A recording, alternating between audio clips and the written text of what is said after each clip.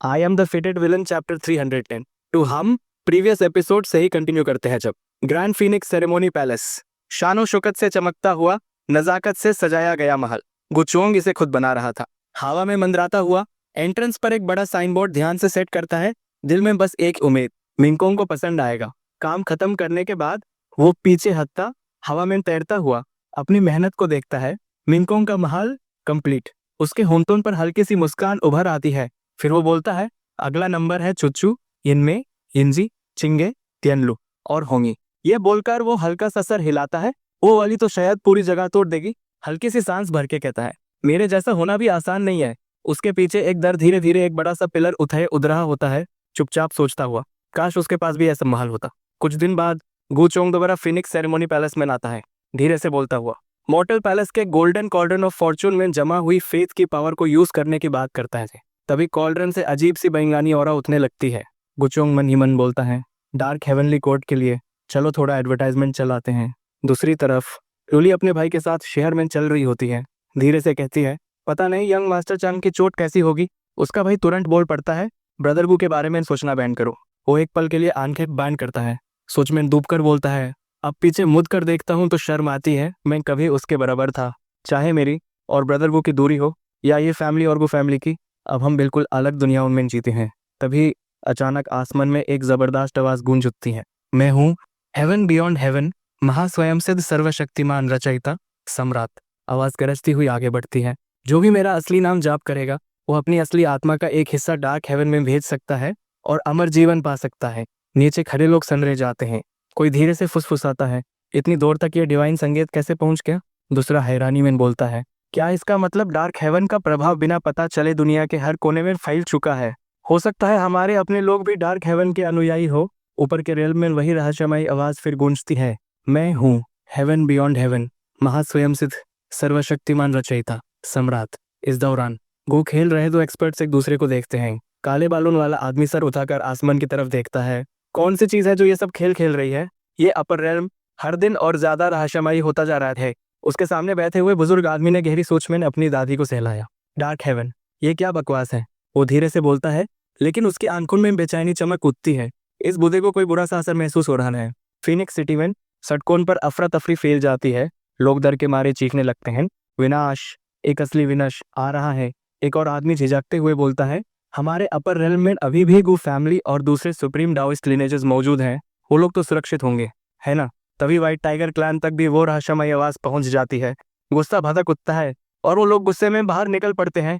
लायरे को मारने वाला डिमोनिक आर्ट्स का सक्सेसर अभी तक जिंदा है और अब ये डार्क हेवन का नतक। क्या यह दुनिया हमारे व्हाइट टाइगर क्लैन को भी चुनौती देने की हिम्मत कर रही है। दूसरी तरफ वो फैमिली एस्टेट में बुचोंग अपने पिता से मिलता है। उसके पिता उसे चिंता भरी नजर से देखते हैं। चोंग, तुम्हारी चोटें कैसी हैं। कितनी लापरवाही थी ये। उनके चेहरे पर फिक्र साफ नजर आती है। कुचुंग हाथ फैलाता है और हल्की सी मुस्कान के साथ बोलता है, कुछ भी सीरियस नहीं, बस थोड़ी सी खरोचें है। उसके पिता का चेहरा तुरंत सख्त हो जाता है। ये डार्क हेवन आखिर है क्या। उनकी हिम्मत कैसे हुई तुम्हें नुकसान पहुंचाने की। वो तेज इशारा करते हुए बोलते हैं, क्या मैं दो एंसेस्टर्स को बुलाऊं और उन्हें तुम्हारे लिए मिटा दूं। कुचुंग की आंखें फैल जाती है और वो तुरंत उन्हें रोक देता है, नहीं, जरूरत नहीं। वो ताकत बहुत तेजी से बढ़ रही है। शायद हमारी को फैमिली को सबसे पहले कदम नहीं उठाना चाहिए। उसके पिता रुक जाते हैं, थोड़ी पर हाथ रख कर गहरी सोच में डूब जाते हैं। सही कह रहे हो, इस नाजुक वक्त में दूसरी फैक्शंस के अंदर छुपे हुए पुराने मॉन्स्टर्स भी ज्यादा देर चुप नहीं रहेंगे। फिर अचानक उन्हें कुछ याद आता है, वैसे आंचिंग ने कहा था जब तुम वापस आओ तो उनसे मिलना, उन्हें तुमसे कुछ बात करनी है। कुचुंग के होंठों पर हल्की सी मुस्कान आ जाती है, आंचिंग, और वो तुरंत उनके पास उठकर पहुंच जाता है। आंचिंग उसकी मौजूदगी महसूस कर लेती हैं और बोलना शुरू करती हैं, इमॉर्टल गेट खुलने वाली है।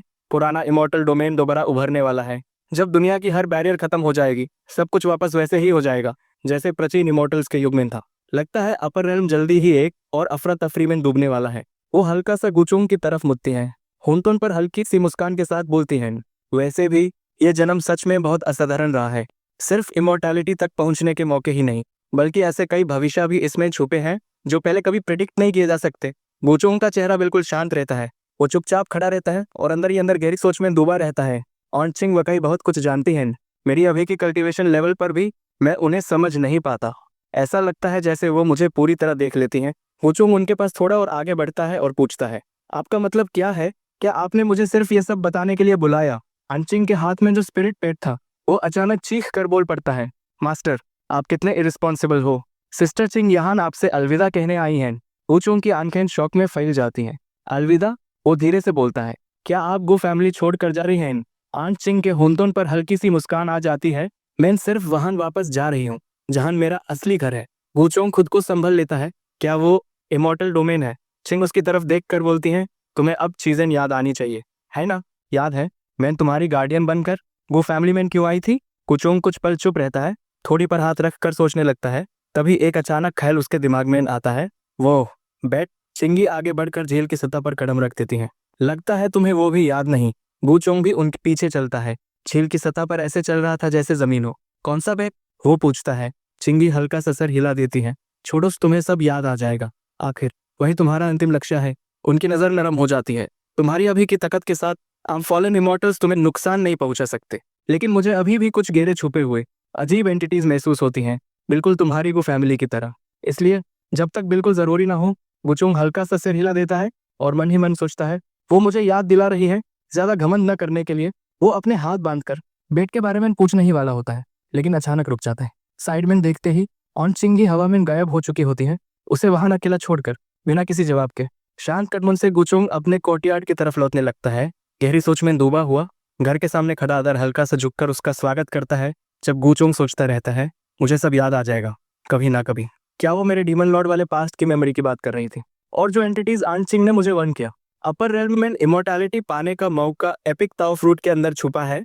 मेरी इजाजत के बिना कोई भी सच में इमोर्टल कैसे बन सकता है? आदर चुप रहता है जब गुचोंग अपनी सोच जारी रखता है। पुरानी किताबों के मुताबिक अपर रेल्म को एंसेस्ट्रल लैंड भी कहा जाता था, फॉरबिडन एपिक के बाद भी, और इसका कनेक्शन हमेशा इमॉर्टल डोमेन से जुड़ा रहा है। अदर अपना शरीर स्ट्रेच करके दरवाजा खोलता है और गुचोंग अपनी अंदर की सोच में और गहरा डूब जाता है। इतने लंबे समय में नहीं, अपर रेल्म के कई बीइंग्स ने शायद इमॉर्टल डोमेन में घुसने के अलग अलग तरीके ढूंढ लिए होंगे।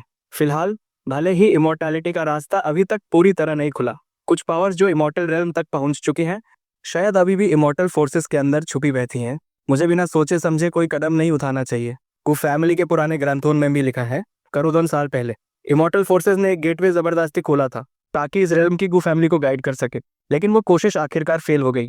लगता है इमॉर्टल डोमेन के अंदर कुछ अनएक्सपेक्टेड हो गया होगा। छोड़ो, इमॉर्टल पाथ पर चलने के लिए कम से कम ट्रू इमॉर्टल की स्ट्रेंथ चाहिए मुझे, और ज्यादा मेहनत करनी होगी। तभी अचानक एक मेड तेज कदमों से आती है। यंग मास्टर, मैडम ने गिफ्ट्स तैयार कर लिए हैं। अपनी सोच से बाहर आते हुए गुचोंग पीछे मटकर हल्की सी मुस्कान देता है और मन ही मन सोचता है, लगता है मेरी माँ को ये बहुत सच में पसंद है। उधर मिंगकोंग के पास उसकी सर्वेंट आकर रिपोर्ट देती है, योर मैजेस्टी, डार्क हेवन के रूमर्स अलग अलग जगहों पर फैल रहे हैं, क्या हमें पहले से डिफेंस प्रिपेयर कर लेना चाहिए? मिंगकोंग हाथ हिलाकर माना कर देती है, इसकी चिंता मत करो। वो आंखें थोड़ी सी टेढ़ी करके धीरे से बोलती है, ये सब चंग का ही काम होगा। फिर हल्की सी स्कॉफ करती है, कितना चीजी नाम है। सर्वेंट फिर बोलती है, और यंग मास्टर चंग का फ्लीट वो रेजिडेंस से निकल चुका है, बहुत ही ग्रैंड प्रोसेशन है। लगता है वो पूरे अपर रेल्म को बताना चाहता है कि वो आ रहा है वेडिंग डेट डिस्कस करने। मिंगकोंग का एक्सप्रेशन अचानक सीरियस हो जाता है, वो सिर झुका लेती है। Wedding date? वो धीरे से बोलती है, आखिर ये दिन आ ही गया। अचानक उसके पास की यादें दिमाग में नोमदने लगती है। उसे याद आता है वो बारिश में लटकाई गई थी, हाथ मजबूती से बंधे हुए।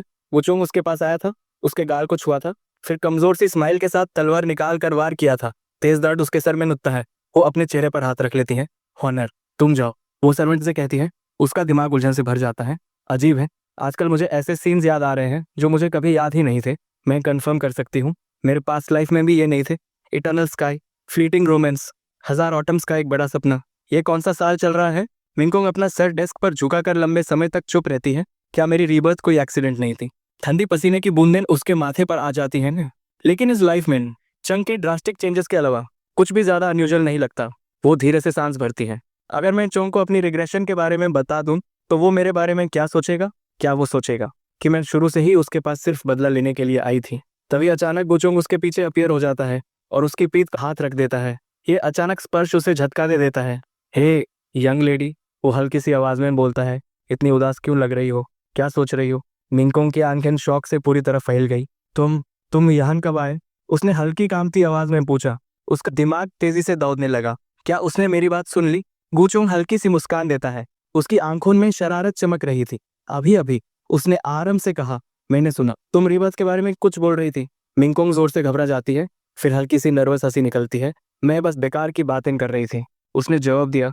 फिर क्यूरियोसिटी और सावधानी दोनों एक साथ उसकी आवाज़ में घुल जाते हैं। तुम फ्रीड के साथ नहीं आए? मुझे लगा तुम कुछ दिन बाद आओगे, सफर से थक गए होगे। वुचोंग आंखें सिकोड़ कर चुपचाप सोचने लगता है अपनी पास्ट लाइफ की बातों को लेकर। अभी भी उसके दिल में शक बाकी है। बिना किसी वार्निंग के वो यूज कुर्सी से उठा लेता है और धीरे से अपनी गोद में बिठा देता है। लगता है अब वक्त आ गया है तुम्हारी सारी चिंताओं को एक बार में खत्म करने का। शर्मिटे हुए और घबरा कर मिंगकोंग जोर से बोल पड़ती है, तुम क्या कर रहे हो? बिल्कुल नहीं, यहाँ नहीं। कुचोंग यूज मजबूती से पकड़ कर रखता है, उसकी आवाज़ शांत लेकिन शरारती थी। तुम क्या सोच रही हो? क्या मैं इतना अनरिलायबल हूँ? वो यूज और पास खींच लेता है और अचानक उसके होंठों पर अपनी होंठ रख देता है। थोड़ा पीछे हटकर मुस्कुराते हुए धीरे से कहता है, मैं सोच रहा था क्यों ना इस मौके पर हनीमून पर चला जाए। मिंगकोंग आंखें झपकती रह जाती है, पूरी तरह उलझन में। कौन सा हनीमून? वो धीरे से फुसफुसाती है, उसकी आवाज़ मुश्किल से सुनाई देती है। अगर तुम्हें ये एपिसोड पसंद आया तो लाइक, सब्सक्राइब और नोटिफिकेशन बेल दबाओ ताकि अगला एपिसोड मिस ना हो। तो मिलते हैं अगले एपिसोड में।